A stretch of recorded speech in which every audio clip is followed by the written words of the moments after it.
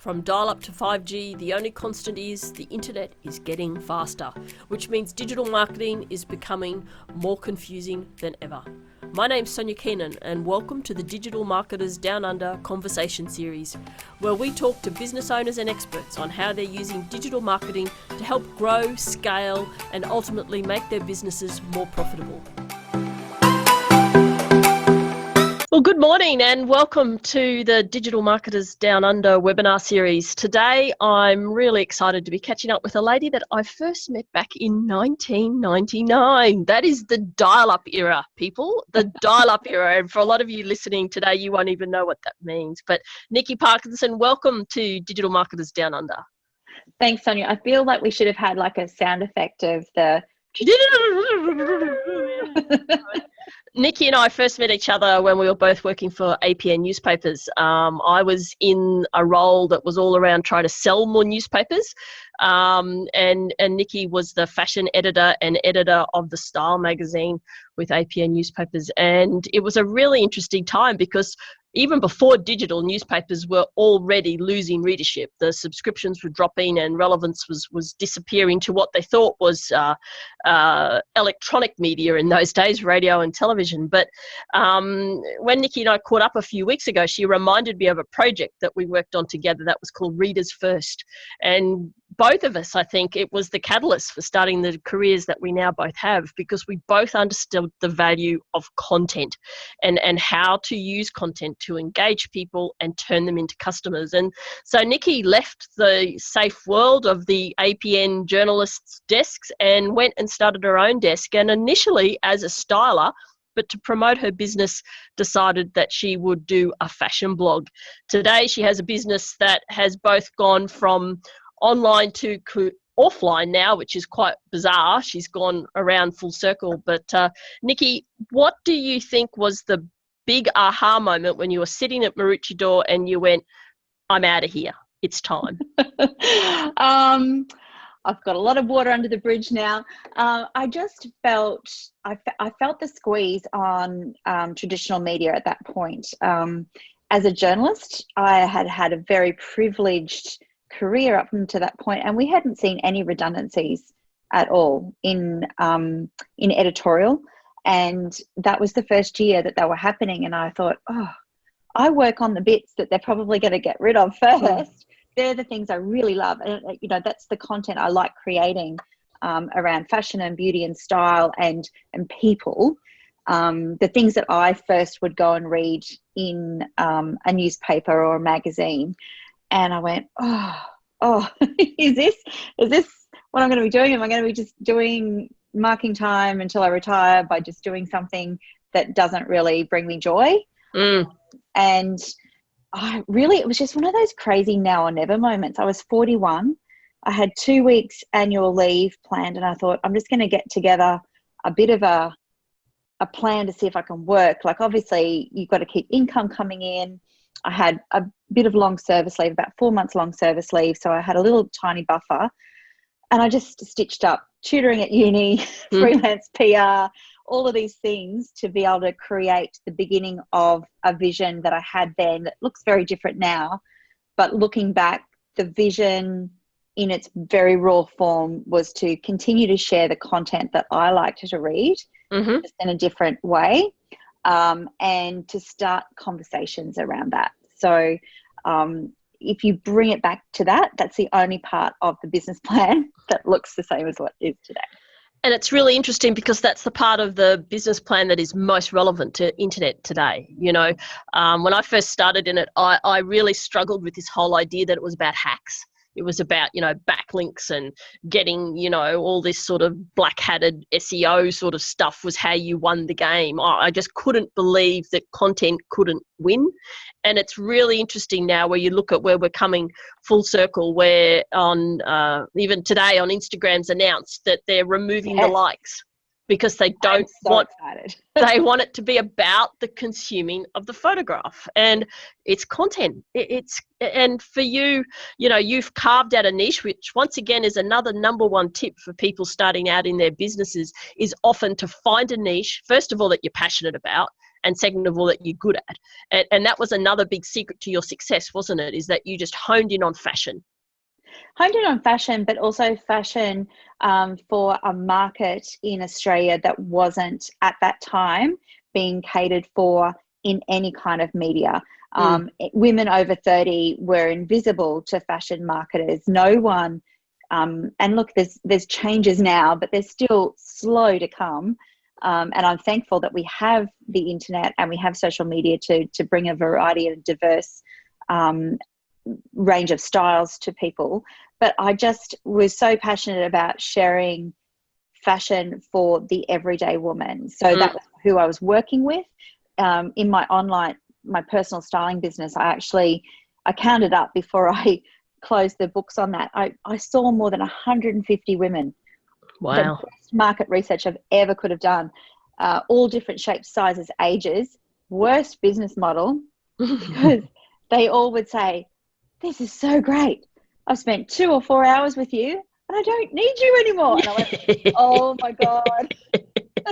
That's it. So I look at it as great market research, and some of those women who let me into their wardrobe, they're still part of the community, the online kind of community. They've continued on.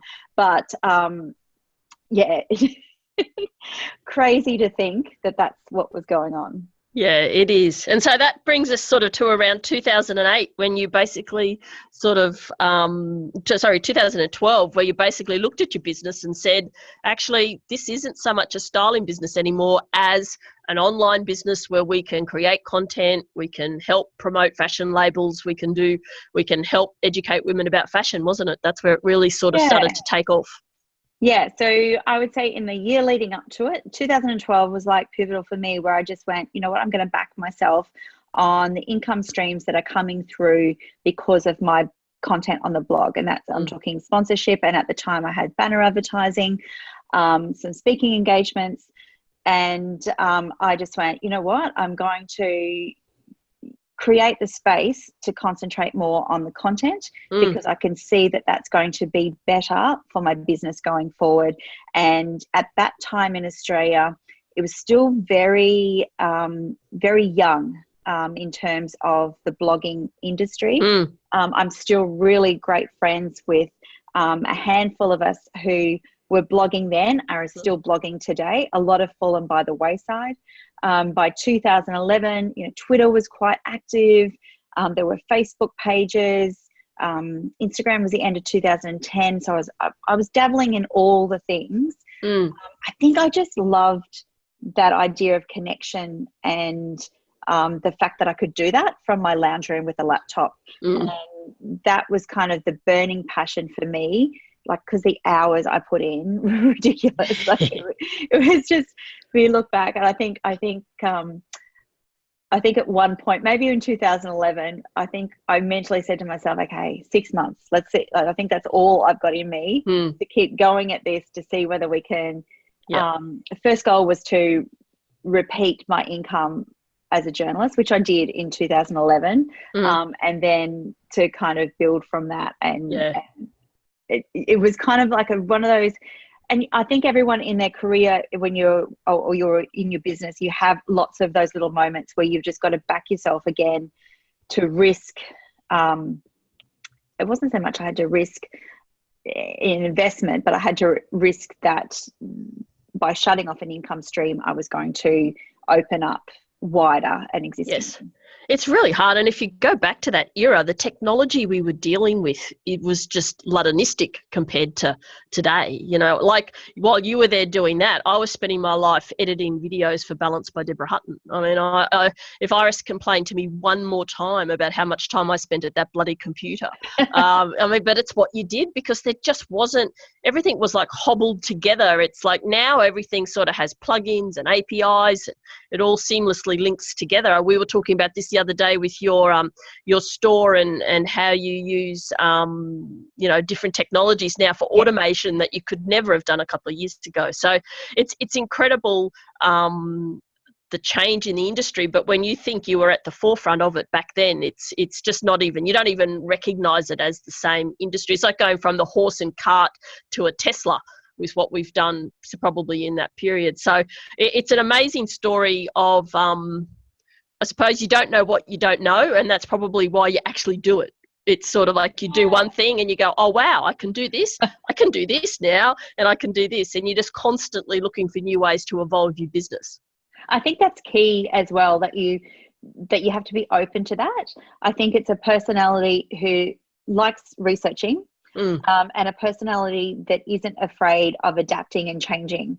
And that's not to say that I like all change, but I think my career as a journalist, where I started on a typewriter, young kids, I know they're hipster now, and you'll probably see them at a local cafe, but I think they've turned them into record players. Exactly. Yeah. So I started on a typewriter, and we went through all the stages of computerization, and even, you know, there was another stage where design went onto computers, and at every point it was an angsty time for so many. And I just went, oh, this is fun and exciting. It's new toys to play with. Let's, you know, and I could see it would make life easier. And definitely the last 11 years operating in the online space, hugest changes. Smartphone would be the number one. Yeah, it's just changed how we do. Changed everything. Yeah, it has. So you then moved on to become a book publisher. That would have taught you a few lessons and a half, I would imagine. Yeah. So that all came about because of the blog. So everything still comes back to the blog and the content. So I had produced an ebook that I sold. I actually started as just an online challenge. And then at the end of it, people were saying, can we have this all in one package so that I can just refer back to it easily, even though the content was still on the blog? And so I put together an ebook. I sold that.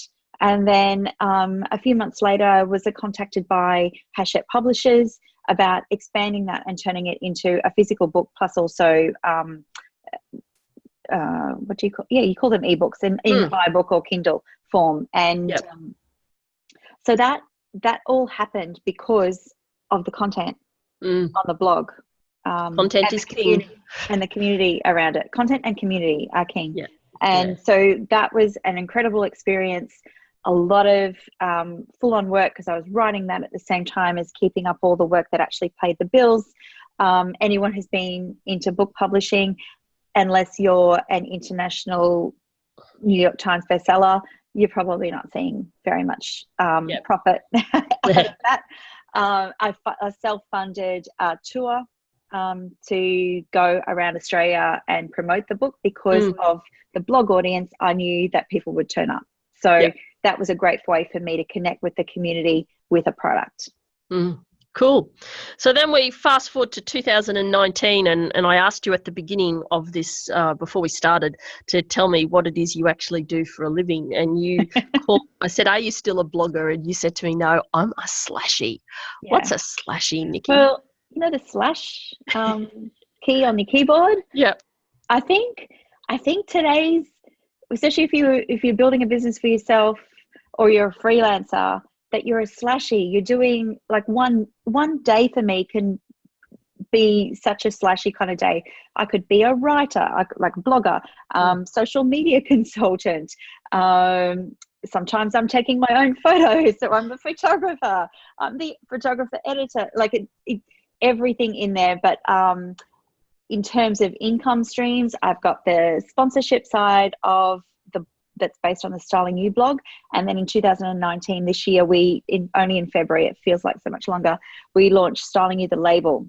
So I have a whole separate site and social media around our own fashion label. So you're an e-retailer, plus you've had a pop-up, haven't you? Like a physical store. We've had a physical store that we've still got going until the end of July at the moment. But we will always be looking for spaces like that, because there are still don't get me wrong, 90% of our sales, probably even more, 95% of our sales are online, because my community is all around Australia, not just here in Brisbane where I live. But the online, having a physical presence, if it's not all the time, at least sometime, really does accommodate a percentage of your market who are still fearful about transacting online. And it's interesting because that leads me to something that I think is really going to come up during the conference a lot when you're speaking and across other people's sessions is, digital marketing now is just marketing. And my business is called Omnichannel Media Group, because I wanted the acronym OMG, because I do say that every day. But I've always believed in creating a platform where you connect with the customers, where the customers want to connect with you in the way that they want to connect with you. And I think that sometimes a lot of our business owners, they forget the power of traditional media and also bricks and mortar. Sometimes we have to get out and meet people. You can't automate everything. We see all these great ideas about, the 4-hour work week and all these sorts of things that people put out there as ideas. And I know there's people that do that. I've seen it. But for most of us, we have to be where our customers are. And that can be anything from what you've just described, can't it? I mean, it's where your community is. Yeah. So that's something that I learnt from even where you hang out on social media. So before smartphones, all the conversation was on the blog. Like comment sections were like hundreds of comments, and that's where the conversation was happening. Smartphones and the increase of their use means that the conversations are happening usually through, for my demographic and my target market, Facebook and Instagram. So they're the two apps that people, even if they've come to read something on the blog, they'll bounce to the blog and come back and leave a comment on their preferred platform. So we really concentrate on being where our market is hanging out. I'm lucky, I'm still in my own demographic but I kind of get their pain points and when they're most likely going to be online. And if you don't understand that, you need to talk to people who understand where your demographic is when they're hanging online, because that's when you want to capture them, whether it's emails, whether it's social posts, and making sure that you're in the conversation and not just broadcasting. So that's something that I very much had with me from the blogging. And yes, when I did the book tour, it meant that you could have this engagement with people, and the same reason why I will host events to bring the community together. Because the bonus for that, the biggest bonus, is the ability to then connect people who have come to Styling You community for whatever reason, just to feel like they're in a safe space talking style, but then they meet other like-minded people that they might not have otherwise met. So I've got stories of beautiful friendships that have been made where women don't even live in the same area, and there's these 3 particular women who stand out to me. They met through my online program, came on a shopping tour to Melbourne that I hosted, and then that's like 2 years ago now, I think, maybe 3 years ago. They meet up 2 or 3 times a year. They live in different parts of Australia, which is mind-blowing. Like, they sent me a photo about a month ago, and I just that is what just drives me, because you can create these online communities, but can you turn that into real meaningful relationships? And I think it's an interesting one, and I'm sure you'll probably touch on this when you present at DMDU, is really what's happening is there's just so much out there now. People are looking for curated community. They're looking for ways of identifying like-minded people that they want to be around. And that's why, if we look at blogging, for instance, as an industry, or influencers as an industry, the whole growth of the micro influencer is actually real, isn't it? Because there can be people that can have a community of just 5,000 or 10,000 people, but if it's an active, engaged, real community, and that community is something the business wants to connect with because it represents their customers, it can be very, very powerful, can't it? So incredibly powerful. So on a global scale, I would be considered a micro-influencer. And my engagement is incredible, but I also am only going after an Australian audience. So I'm really proud of my cut through in the female demographic, 30 to 55 in Australia. So that's a chunk of market that so many brands are interested in connecting to. And engagement's the key, isn't it? You know, like you see so many stats coming from, you know, media organizations and, you know, some influencers that I don't necessarily think are as legitimate as others. And they don't talk about engagement. They talk about number of followers or number of likes or, you know, that sort of thing. But, you know, it's not that. It's engagement that wins in the end. Because engagement is going to get you sales. So say you're a startup business or, you know, been working in the business for a couple of years, you could find some amazing micro-influencers, 5 to 10,000, who align with your values, your brand values. You can stalk them before you even approach them. You know, how do they talk to, do they get comments? How do they talk to the people who comment? How do they do their Insta stories? You can kind of suss out whether they feel like a great fit for your brand, and you can get an idea before you even ask them for insights or specific stats as to whether you think they're going to work. And that is the power of it. It just takes a little bit of time and research, but you could actually grow your brand, product, business at the same time as they are. Yes. So that is incredibly powerful for both, because I think a biggest mistake probably a startup business will make is that they will go, oh, I'm going to work with this.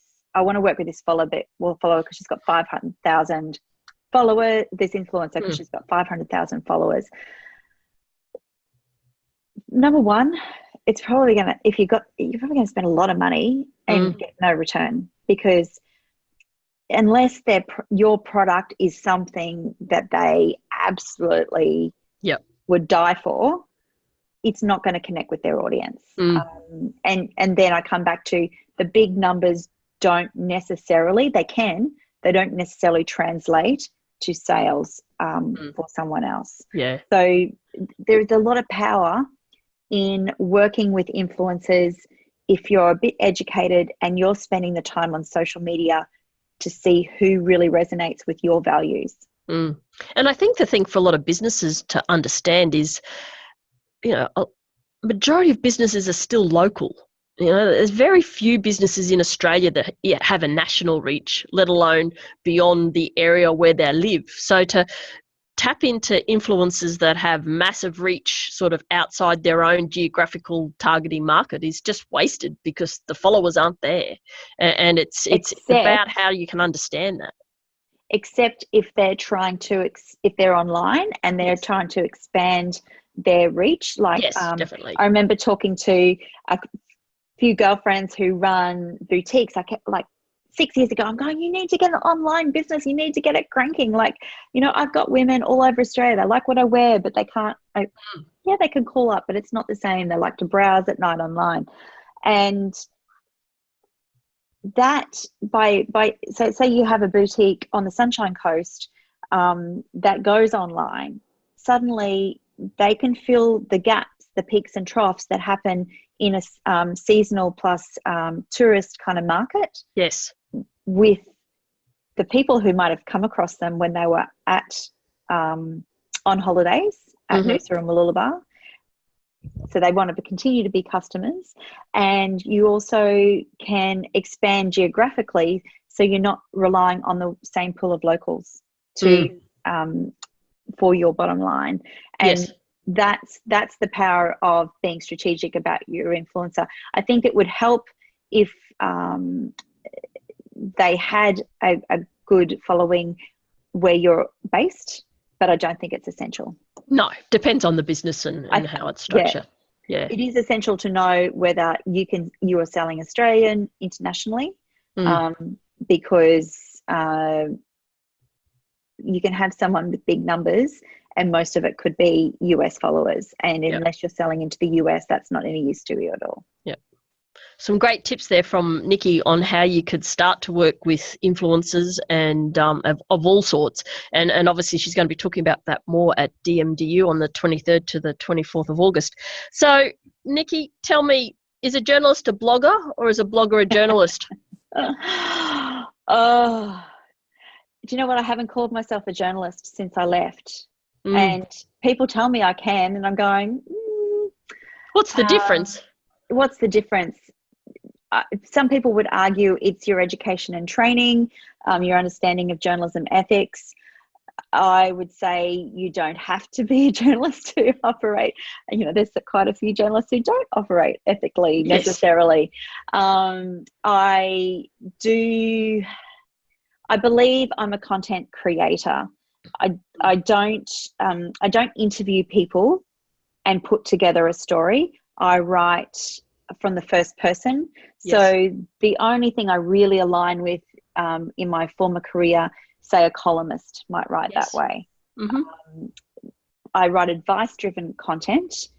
So previously, I probably wouldn't have been allowed, except under a content umbrella, a column umbrella, to write content that was advice-driven.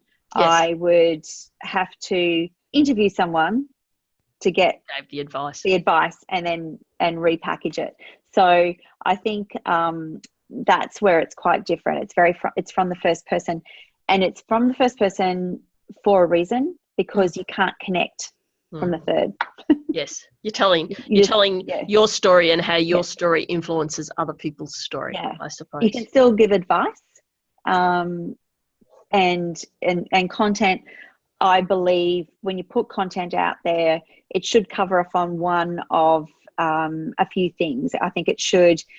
It doesn't have to cover off on everything. Sometimes it will, and it'll be amazing.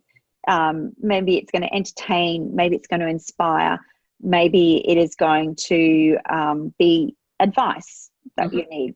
Purely informational content, but it has to bring value in some way to the people that you want to read your content. Yeah, exactly. I heard a great quote the other day that was, tell somebody a story and you'll capture their mind. Help somebody retell their own story and you'll capture their hearts. And I think that to me is the difference. In newspapers, we tell a story. We tell somebody's story or two people's story or a story. Whereas I think when we create community and do curated content like you do, you are allowing people to rewrite their own story. You're allowing them to actually be, in your case, in the fashion area, it is about appearance, but it's about how does wearing this beautiful jacket make me feel? It makes me feel like I've got all the confidence in the world that I can get that job that I'm going to get, and Nikki Parkinson helped me get that job. And I think that a true blogger that is delivering good quality content, that's the difference. It's not a preach. It's a, here's some stuff that I've learned, how it's impacted on me, and potentially here's some lessons that maybe will allow you to have a better day. And I think, I don't think life's that hard. I think we all just want to have a better day than we did yesterday. And I think that the content from people out there in the internet certainly helps us do that. So, Nikki, do you think you have a legitimate job and a legitimate business? Do you get credit? Do you get enough credence for that? Do you think that when people say to you, do you actually make money out of that? Do you get offended? Do you want to punch them? Do you wake up, Australia? This is the digital world, the gig economy.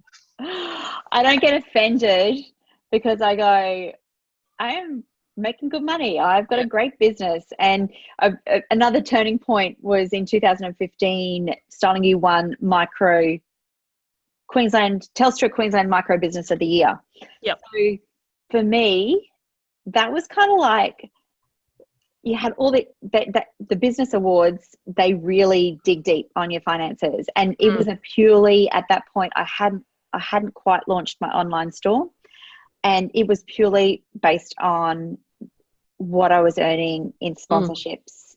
The book had come out, and independent auditors, judges had assessed my business, and I'd been top in Queensland for that year. Wow. For those who had submitted and were part of the awards. And for me, that was a turning point, not only just for me, but for the online and blogging industry. That was the first time a blogger had ever won a Telstra Business Award. That we were legit. It was kind of like credibility kind of came with it. Did I need that?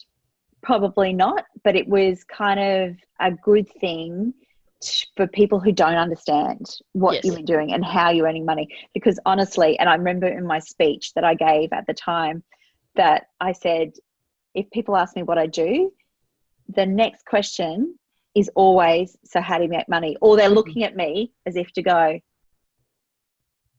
like how are you even standing here? And then I go, so you want to know how I make money, don't you? Yeah. Oh yeah. So they'll either be blunt or they'll kind of, be polite. I can't imagine any other industry where that happens. Like, I think the thing too is, I look at your business and what you've achieved over a similar sort of time frame to what I've achieved with mine, and we're still using all the same skills and passions that we had before, but through digital we've been able to find our lanes and our niches that we can turn these into businesses that not only look after us and our own families but employ people and help people be successful every day. And I think for me, I still find it really funny, and I see it more here in Australia than I do when I work overseas, when people really question, is that really a job, or like, do you make money out of that, or and you go, I don't ask you if you've got a real job. It's just it just fascinates me. What's your pay packet look like? Yeah, exactly. And it's So I think Nikki, we started by saying you started as a journalist, and then in 2019 you say that you're a slashy. I think you're an entrepreneur. You're definitely a CEO. And you are a businesswoman, and I think that you show people the skills that you need to hone in on the stuff you're really good at. And I think the other secret that you mentioned is passion, and I think you obviously ooze passion for what you do and the people that you help, and I think that once again the digital marketing can legitimize that as well, because it allows you to connect with an audience around Australia. So, Nikki, thank you so much for your time. Thank you, Sonia. Looking so much forward to seeing you on the Gold Coast, I know, 23rd, 24th, and Nikki's going to be sharing with us her tips and tricks on how to work with influencers and how business owners can understand how to tap into what is an emerging industry, and I think will only become more and more relevant as we try to connect with more communities of like-minded people. So thank you, Nikki. Great talking to you. Thank you.